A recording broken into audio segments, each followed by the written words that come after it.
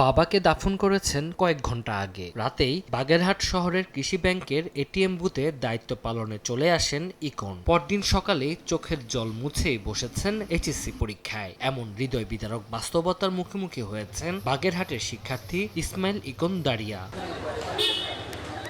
মঙ্গলবার ভোরে বাগেরহাটের মুনিগঞ্জ এলাকায় ভাড়া বাসায় অসুস্থ হয়ে পড়েন ইকনের বাবা ইসরাফিল দারিয়া। সকালে হাসপাতালে নেওয়া হলে চিকিৎসক মৃত ঘোষণা করেন, কিন্তু শোকের মধ্যেও থেমে থাকেননি তিনি। গ্রামের বাড়ি গোপালগঞ্জে বাবার দাফন সম্পূর্ণ করে রাতেই বাগেরহাট শহরের কৃষি ব্যাংকের এটিএম বুথে দায়িত্ব পালন করেন ইকন। বুধবার সকালে সরকারি পিসি কলেজ কেন্দ্রে অংশ নেন এইচএসসি পরীক্ষায়। আমার বাবা গতকালকে হার্ট অ্যাটাক করে মারা গিয়েছে এবং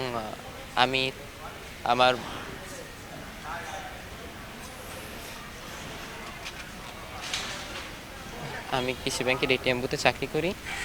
ওইখান থেকে ৮,০০০ টাকা বেতন পাই, যেটা আসলেই খুবই কম, আমার জন্য কষ্টসাধ্য হয়ে যায় এবং আমার ওখানে প্রতিদিন ৮ ঘন্টা ডিউটি করতে হয়। এমনকি ঈদ এবং বাকি টাইমগুলোতেও ছুটি পাওয়া যায় না। আমার পরিবার আমার উপর নির্ভরশীল। বাবা মা ও মানসিক ভারসাম্যহীন ভাইকে নিয়ে ৪ সদস্যের সংসার। ভাড়ায় মোটরসাইকেল চালিয়ে পরিবারের খরচ চালাতেন বাবা। বাবা মারা যাওয়ার সত্ত্বেও এটিএম বুথে সারা রাত জব করছে, পাশাপাশি পড়াশোনা করছে, আবার আজকে এক্সাম দিতে আসছে।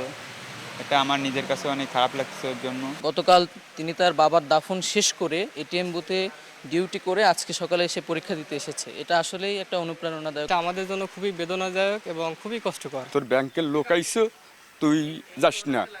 তারপরে বললো কি, আমার যে এই যে অবস্থা, এখন আমার ২৫০ টাকা যদি যায় মামা, আমার তো সংসার চালাতে হবে, আপনারা তো দিচ্ছেন, তাতে আমি তো চলতে পারতেছি না। তারপরে যাতে ও লেখাপড়া যাতে চালাইতে পারে। খান জাহান আলী ডিগ্রি কলেজের মানবিক বিভাগের শিক্ষার্থী ইকনের আর্থিক সচ্ছলতার বিষয়টি জানতেন কলেজ কর্তৃপক্ষ। ভর্তির পর থেকেই তাকে বিশেষ সহায়তা দেওয়া হয়েছে বলে জানান শিক্ষকরা। উচ্চশিক্ষার পথেও পাশে থাকার আশ্বাস দিয়েছেন তারা। কলেজ থেকে ওকে উচ্চ শিক্ষার জন্য আমাদের সামর্থ্যের ভিতর সর্বোচ্চ আমরা দেওয়ার চেষ্টা করব এবং এই ধরনের পরিশ্রমী এবং সাহসী সন্তানরা আলোর মুখ দেখবে, ওরা আলোকিত মানুষ হবে। চলতি বছরের মে মাস থেকে কৃষি ব্যাংকের এটিএম বুথে চাকরি করছেন ইকন। এর আগে পড়াশোনার ব্যয় মেটাতে এলাকায় টিউশনি করতেন তিনি।